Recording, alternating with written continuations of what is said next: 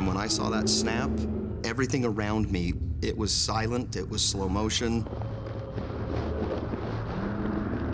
I've never heard a man scream like that. I can do it. When it came to this sort of thing, Ben was the man. I mean, he had done this before.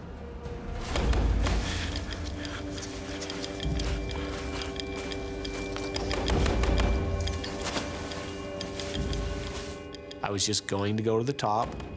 I was going to secure rope, and I was going to give us a way out.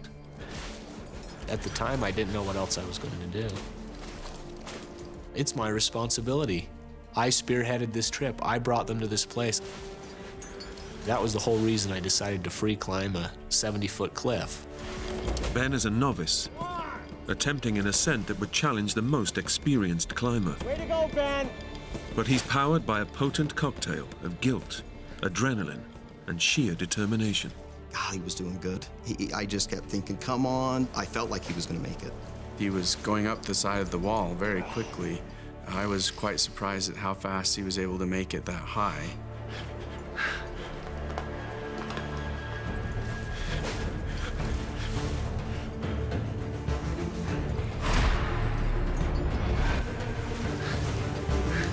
With no safety rope to break a fall, he risks his life with every move he makes. You're doing great, Ben. Keep going. I was just praying that he would make it to the top, and he got pretty far up. I mean, he was high. He was really high.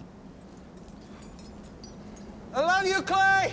I remember looking back down at Clay and telling him he was my best friend. Clay, you're my best friend. You're almost there, buddy. As I'm making progress, finding it a little more frightening to be higher and higher above the canyon floor. That's it, pal.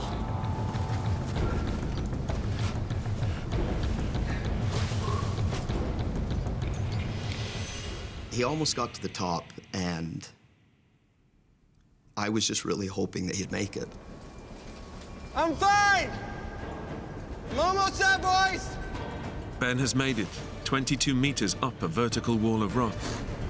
His next handhold will take him over the edge. I grabbed the rocks. The edge was kind of rotten, the rock crumbly. I know that I'm going to fall, and it's just a wave of fear that rushes over me. I know instantly that I'm not going to make it, that I've failed. It felt like he made it. You couldn't have been any closer. Then, disaster strikes. He grabbed onto that last rock just to pull himself up and out. And when I saw that snap, everything around me, it was silent, it was slow motion. I've never heard a man scream like that. He knew he was in trouble and he couldn't do anything about it. It's something that I'll never forget. This is a narrow canyon. This is extremely narrow. And it's just like ping pong going back and forth, just all the way down the canyon and just jarring his head back and forth. I heard him hit both sides of the canyon.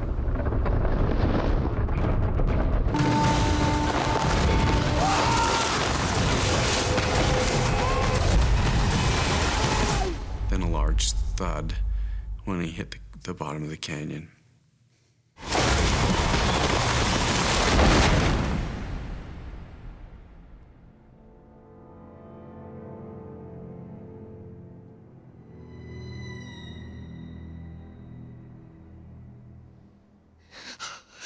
Ben!